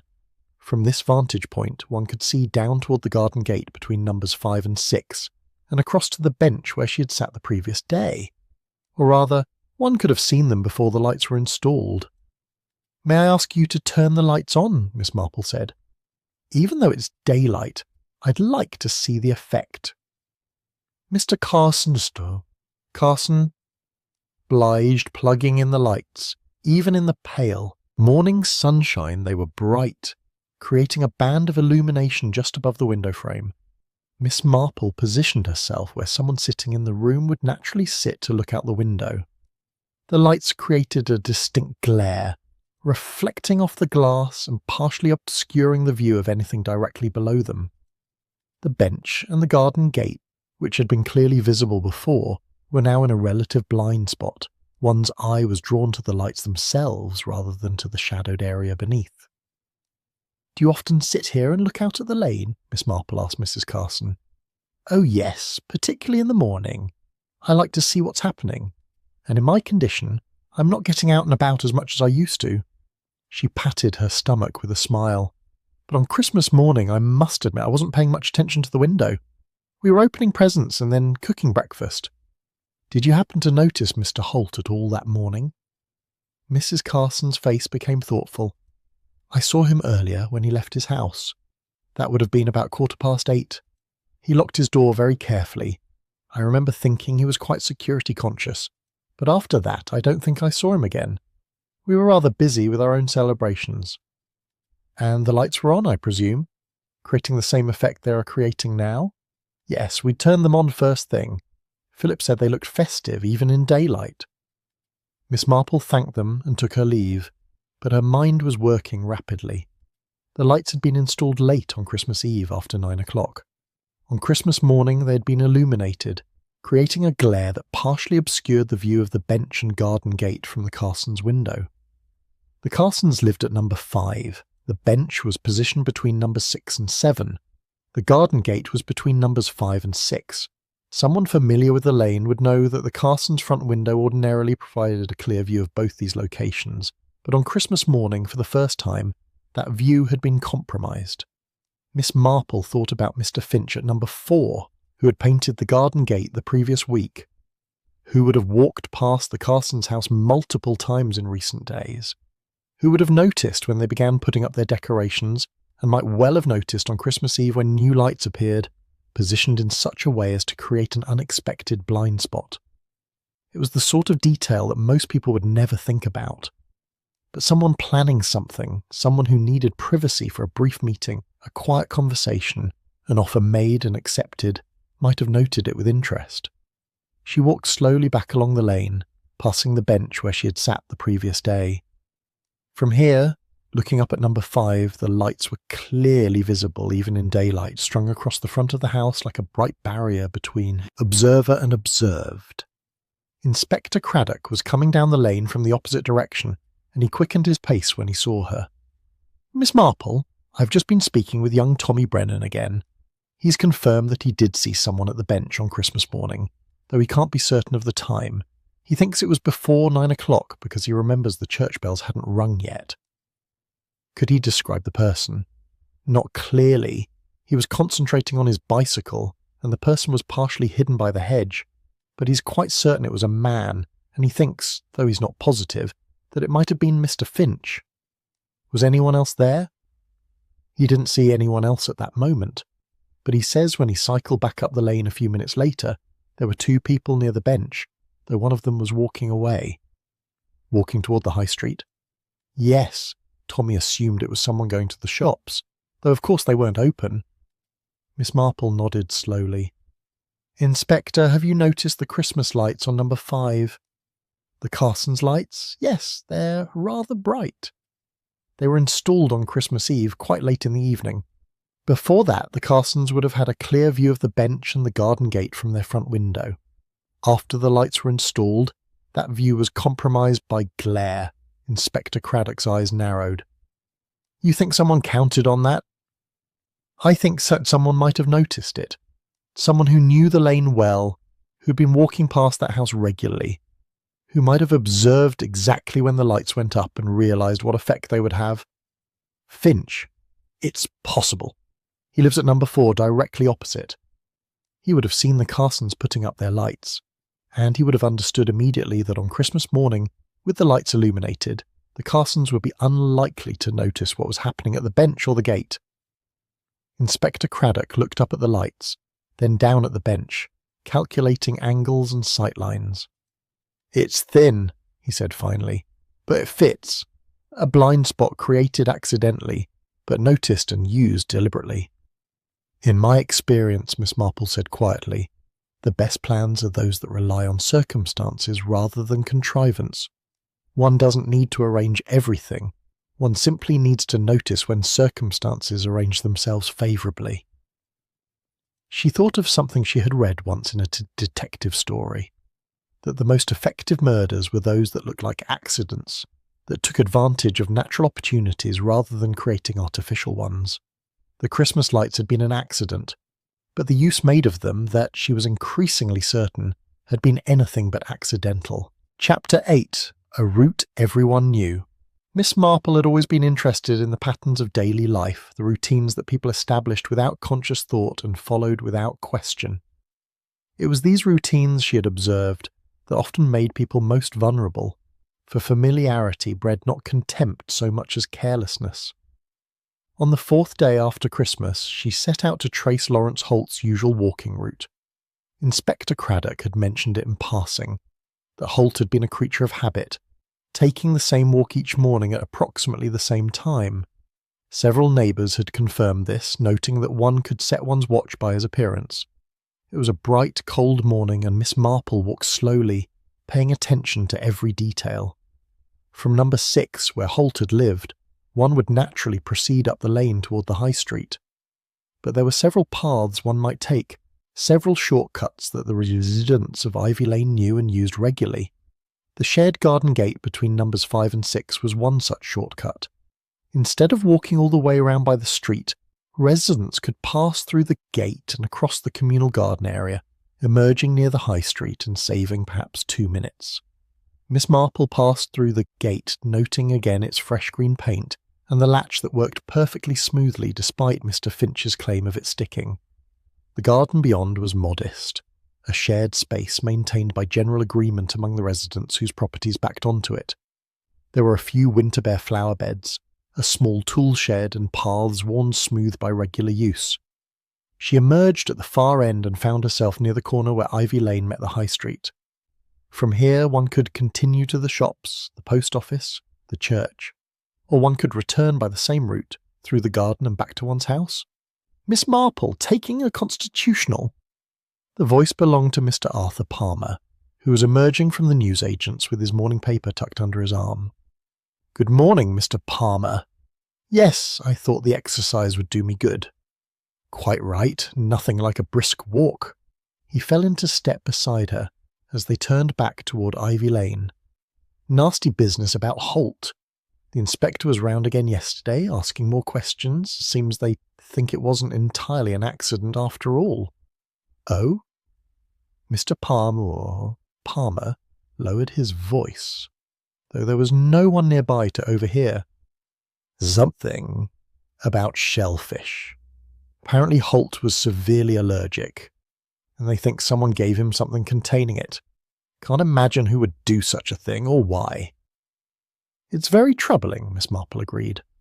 "The thing is, we all knew Holt's habits. He walked the same route every morning, regular as clockwork.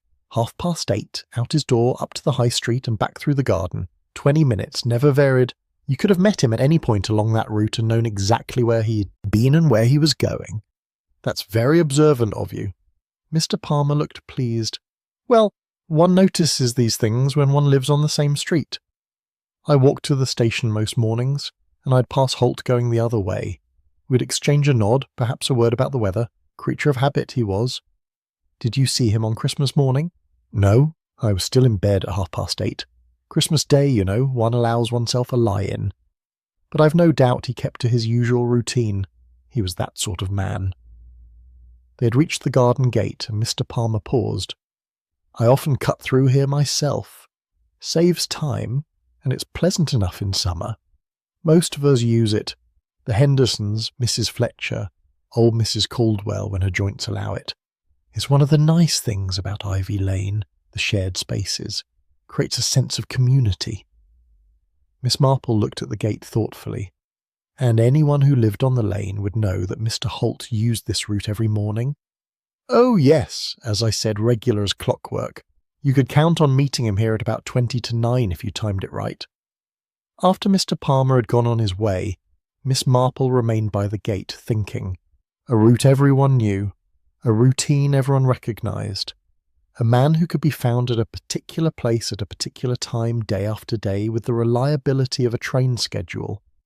She thought of something her nephew Raymond had once said about predictability being the enemy of security. The moment you establish a pattern, he had explained, you make yourself vulnerable to anyone who notices it. Lawrence Holt had been predictable, and someone had noticed. Miss Marple walked back through the garden slowly, observing everything. The tool shed, she noted, was unlocked. Inside she could see the usual implements: spades, rakes, a lawnmower, nothing unusual, but it occurred to her that someone familiar with the garden would know about this shed, would know it provided a place to wait unseen if one wished to time an encounter. She emerged back onto Ivy Lane near the bench and stood there for a moment, piecing together the geography of what might have happened. If someone had wanted to meet Lawrence Holt on Christmas morning, they would have known exactly where to find him.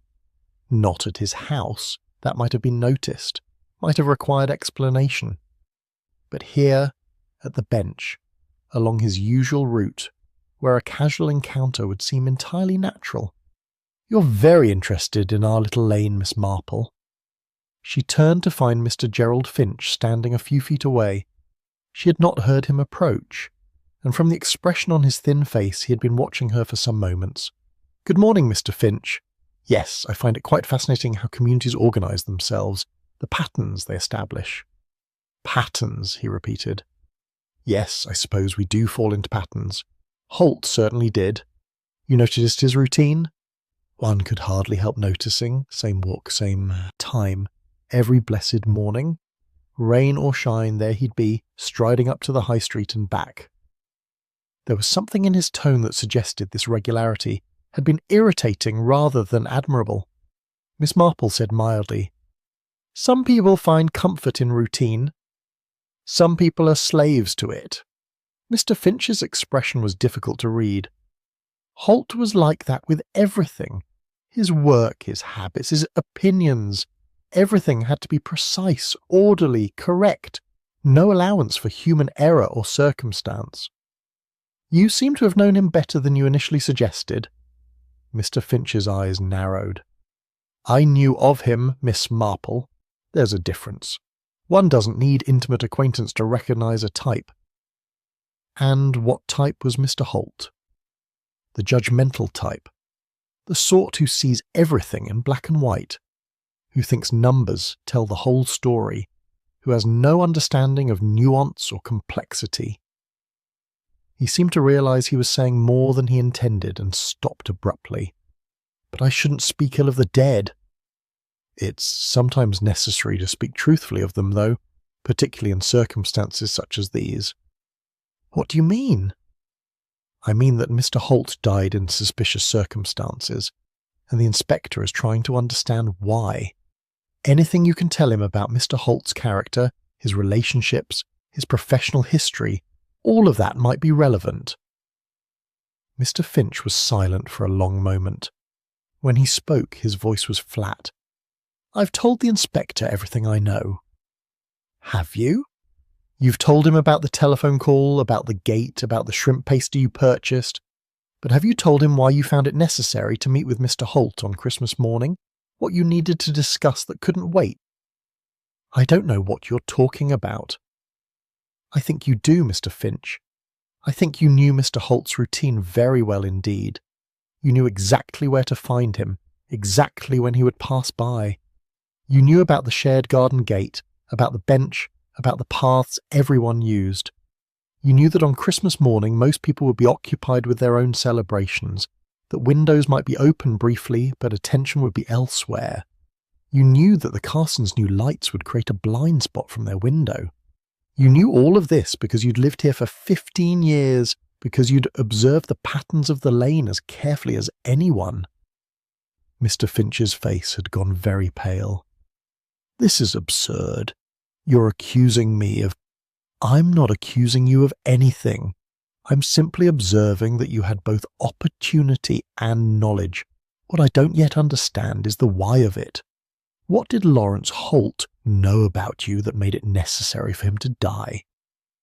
For a moment, she thought he might answer. His thin face worked, and something that might have been anguish flickered in his eyes.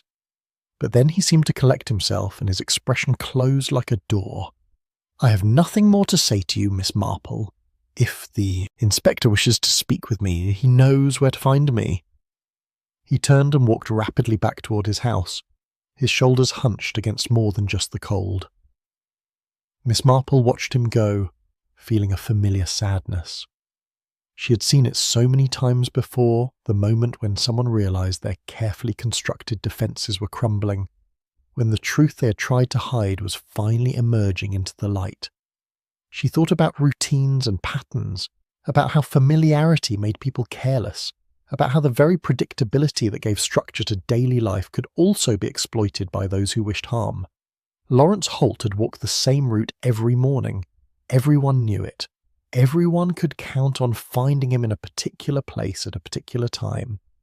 And someone had used that knowledge, had used the comfortable familiarity of Ivy Lane's shared spaces and established routines to ensure that when Lawrence Holt took his morning walk on Christmas Day, he would not complete it. The question that remained was not how it had been done. Miss Marple was increasingly certain she understood that. The question was why. What had an accountant who had lived on Ivy Lane for only 3 months discovered about Gerald Finch that had made his death seem necessary? In her experience, murder was rarely about the present.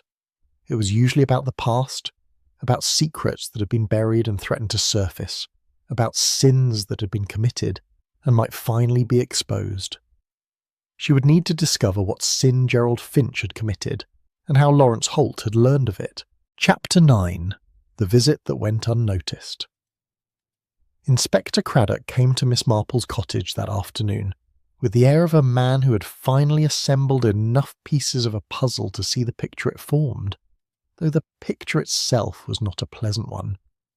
"I've been making inquiries," he said, accepting the cup of tea she offered, "about Lawrence Holt's professional history and about Gerald Finch's financial affairs. What I've discovered is quite illuminating." Miss Marple settled herself in her chair. "I thought it might be." Before his retirement in September, Holt worked for a firm of accountants in London, Bartlett and Associates. They handled both corporate and private accounts, and Holt's specialty was what they call forensic accounting, tracing irregularities, identifying fraud, that sort of thing. "I see. And Mr. Finch?" 15 years ago, Finch worked as a senior clerk for a property development company in the city. The company went bankrupt rather suddenly, owing substantial sums to investors. There was an investigation, but nothing was ever proven. Finch left London shortly thereafter and moved to Ivy Lane. How convenient. Indeed. I've been in contact with the original investigators. They always suspected that someone had been siphoning funds systematically over several years, but the records were incomplete and they couldn't make the case. The person responsible would have needed access to the accounts, knowledge of the system, and the trust of the senior partners, all of which Mr. Finch would have had as senior clerk. Inspector Craddock nodded.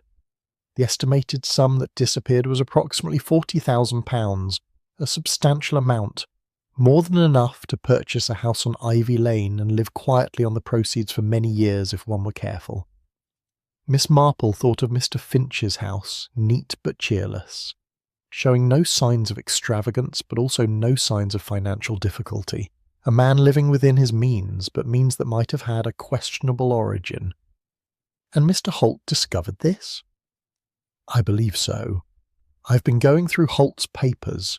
He was a meticulous man, kept detailed files even after retirement. In a folder marked Personal Matters, I found notes about the Pemberton Properties case. That was the company that went bankrupt. Dates, figures, names, and a separate note dated December 20th that simply says, G.F. Ivy Lane, discussed privately still. 4 days before Christmas Eve. Yes, it appears Holt had been researching the old case as a sort of intellectual exercise, keeping his skills sharp, perhaps. When he moved to Ivy Lane in September, it must have taken him some time to make the connection between Gerald Finch, his neighbour, and Gerald Finch, the senior clerk who had left Pemberton Properties under suspicious circumstances. Miss Marple was quiet for a moment, thinking. Once he made that connection, he would have wanted to be certain before he said anything, hence the research, the careful documentation. Exactly. And then, having satisfied himself of the facts, he would have felt obliged to confront Finch. That would be entirely in character for the man Holt appears to have been. Precise, orderly, with a strong sense of right and wrong. No understanding of nuance or complexity, Miss Marple murmured, remembering Mr. Finch's bitter words. Mr. Finch told me that Holt saw everything in black and white, that numbers told him the whole story, which would make him a dangerous person to have as a neighbour if one had something to hide. Inspector Craddock consulted his notes. I've also been speaking more extensively with the other residents. Mrs. Henderson recalls seeing Finch walking toward Holt's house on the evening of December the 23rd, 2 days before Christmas. She noticed because it was quite late, after 10 o'clock, and she was closing her curtains for the night. Did she see him return? No, but that visit was likely when Finch delivered the shrimp paste. We've confirmed that he purchased it on Christmas Eve afternoon, but I think the plan had already formed by the 23rd. He knew he needed to act quickly, before Holt took his findings to the police. Miss Marple pictured it, Finch, desperate and panicking, going to Holt's house late in the evening, perhaps initially hoping to plead his case, to explain, to beg for mercy, but finding instead a man who dealt in facts and figures, who had no sympathy for circumstances or remorse, who saw only that a crime had been committed and must be reported. The shrimp paste would have been easy to disguise, she said. Mixed into something else, perhaps, or presented as a special Christmas delicacy. Mr. Holgis or Holt, not wishing to be rude to a neighbour making a festive gesture, might not have asked precisely what it contained. And then the telephone call on Christmas morning arranging to meet at the gate at 9 o'clock. That was the clever part. It established that Finch had a legitimate reason to be in that vicinity, that any conversation between them would seem natural.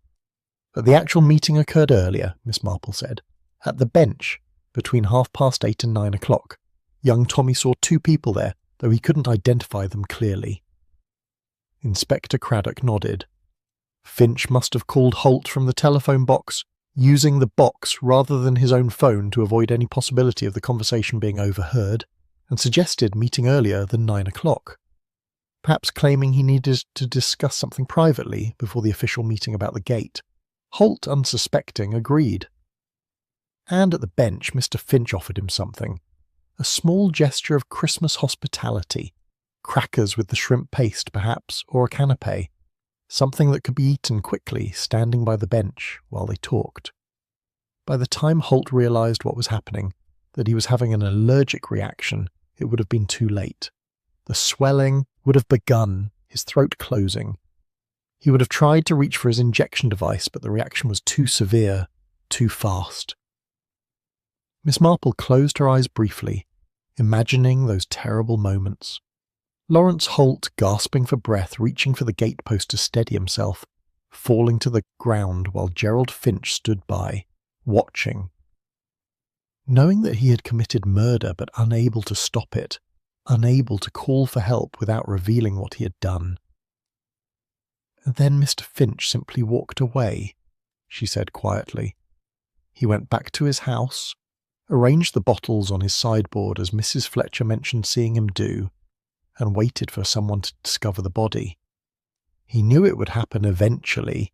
Mrs. Fletcher's errand to Mrs. Caldwell made it inevitable. The Christmas bustle would delay discovery but not prevent it. The bottle of whiskey was an unexpected bonus, Inspector Craddock added.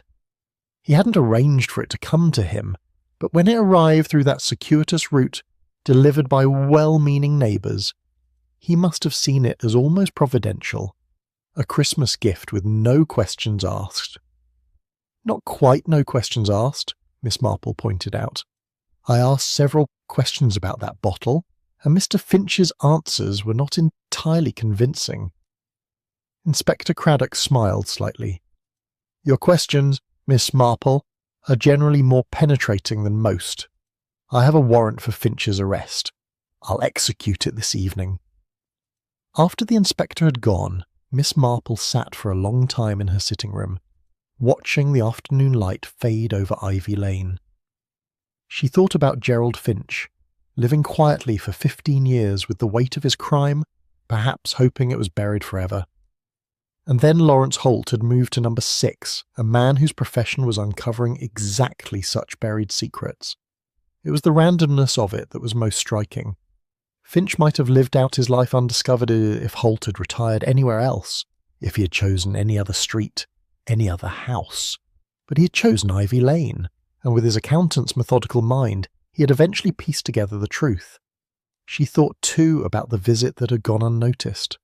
Mrs. Henderson had seen Finch walking toward Holt's house on the evening of December the 23rd, but she had attached no significance to it. Why would she? Neighbours visited one another, particularly around Christmas. It was only in retrospect, with full knowledge of what had followed, that the visit revealed its true significance. That was often the way with such things, Miss Marple reflected.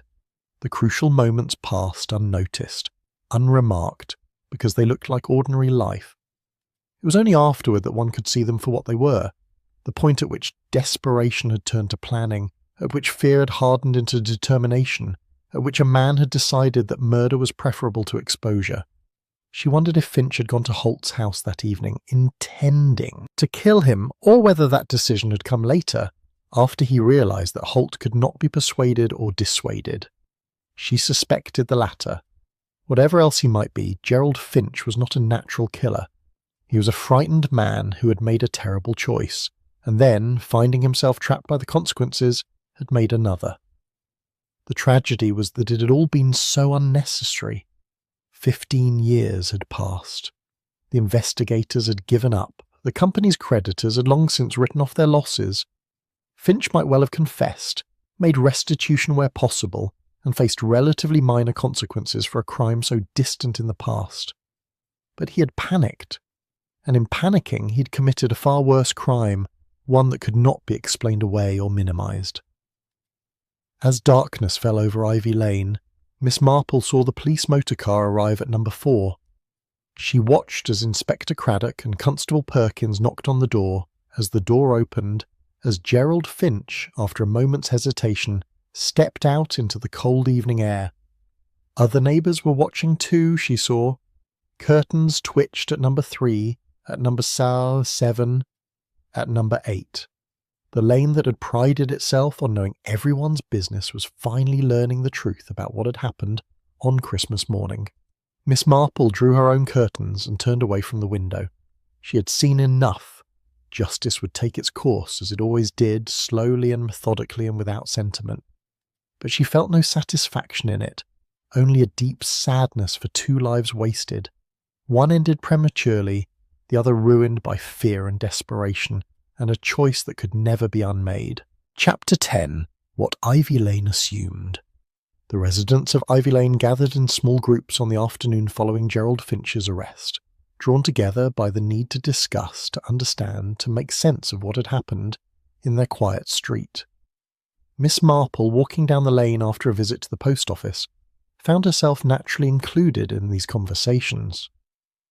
Mrs. Fletcher stood with Mrs. Henderson and Mrs. Caldwell outside number 7, their voices low but animated.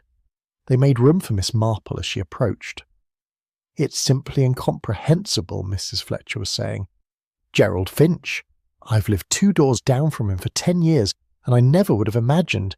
The inspector says it was about something that happened 15 years ago," Mrs. Henderson interjected. "Some financial irregularity at a company in London. Mr. Holt discovered it somehow." Mrs. Caldwell shook her head sadly. "And to think that parcel I found on my doorstep was a tempter for the Thompsons all along.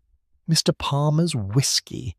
If I'd simply left it there or taken it directly to number 2, it would never have reached Mr. Finch at all." "You mustn't blame yourself," Miss Marple said gently. "You were simply trying to be helpful. We all were." "That's just it, though," Mrs. Fletcher said. "We were all so busy being helpful, assuming we knew where things belonged and who needed what, that we never stopped to actually look at what was happening. Poor Mr. Holt was lying by that gate for hours while we were opening presents and cooking dinners and passing parcels along." Miss Marple thought about this carefully. "I'm not certain we could have seen what was happening even if we'd been more attentive. The nature of Christmas morning is such that everyone is occupied with their own celebrations, and Mr. Finch knew that. He counted on it." "But someone should have noticed," Mrs. Henderson insisted. "I had my window open that morning. I could have looked out and seen something." "You did look out," Miss Marple reminded her. "You saw Mr. Finch at the gate at 9 o'clock, but you assumed he was checking the latch as he told Mr. Holt he would. The assumption was reasonable given what you knew." "I saw Mr. Holt walking up the lane," Miss Barton said, having joined the group from a number 8. "I should have watched where he went. If I'd kept my attention on him, instead of fussing about Constance's eggs, then you would have seen him walk to the high street and perhaps stop at the bench to rest," Miss Marple said, "which would have seemed entirely normal. The tragedy is not that we failed to see. The tragedy is that what happened looked so ordinary that there was nothing to see but—" Inspector Craddock had arrived on the lane and was making his way toward them. The group fell silent, and he acknowledged them with a nod before addressing Miss Marple. "I thought you'd want to know that Finch has made a full confession. It happened much as we surmised. He went to Holt's house on the evening of December the 23rd, initially hoping to explain, perhaps to plead for understanding. But Holt was unmoved. He told Finch he intended to report the matter to the police after Christmas. And that's when Mr. Finch decided to act," Miss Marple said. "Yes, he knew about Holt's allergy. It had come up in casual conversation sometime in November when they were discussing restaurant meals. Holt had mentioned he couldn't eat shellfish, that even a small amount could trigger a severe reaction. Finch remembered it. Mrs. Fletcher pressed her handkerchief to her lips, so he planned it deliberately. He purchased the shrimp paste on Christmas Eve afternoon, mixed it with cream cheese and herbs to disguise the taste and smell, spread it on crackers, and wrapped them attractively. On Christmas morning he telephoned from the box on the high street, suggested they meet at the bench before the arranged meeting about the gate. He presented it as wanting to discuss the matter privately, to see if they could reach some understanding. "And Mr. Holt agreed," Miss Marple said quietly. "Yes, Finch brought the crackers, offered them as a Christmas gesture. Holt ate 2 before he realised something was wrong. By then, the reaction had begun. Finch says he panicked, didn't know what to do. He watched Holt collapse by the gate and then simply walked away, went back to his house, and tried to act normally." There was a long silence. Then Mr. Palmer, who had joined them from number 12, spoke up. "I keep thinking about that telephone call. If Finch's own line had truly been faulty, if he'd been forced to call from his house where someone might have overheard, would he have gone through with it?" "We can't know," Inspector Craddock said. "But the telephone box gave him privacy, anonymity. No record that he'd called except his own admission. It was a calculated choice. And the Christmas lights on our house," young Mrs. Carson said, having emerged from number 5 with her husband. "The inspector says they created a blind spot from our window, that we couldn't see the bench clearly with them on." "You weren't to know," her husband said firmly. "You'd been asking me to put them up for weeks. But if we hadn't put them up, if I could have seen clearly," Miss Marple intervened gently.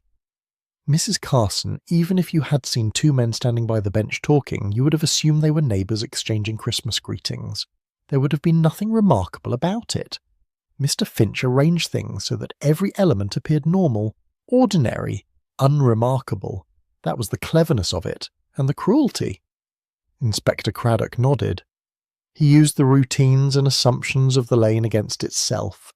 He knew Holt's walking route, knew when windows would be opened and closed, knew when people would be distracted by their own celebrations. He noticed the lights created a blind spot and took advantage of it. The shared gate, the bench, the familiar paths, all of these were used to make murder look like an unfortunate accident. "But you suspected from the beginning," Mrs. Fletcher said to Miss Marple. "You asked questions about windows and timing and parcels when the rest of us were simply shocked and grieving." "I've lived long enough to know that accidents rarely occur at such convenient moments," Miss Marple said. "A man with a severe allergy dies on Christmas morning, a time when everyone is occupied and distracted. The timing alone suggested something other than simple misfortune." And the parcel, Mrs. Caldwell asked, was that part of his plan? No, I don't think so. That was a genuine chance. But it revealed something about the lane itself.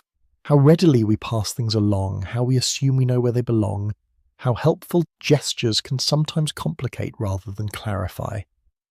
The parcel's journey mirrored what happened that morning in a larger sense.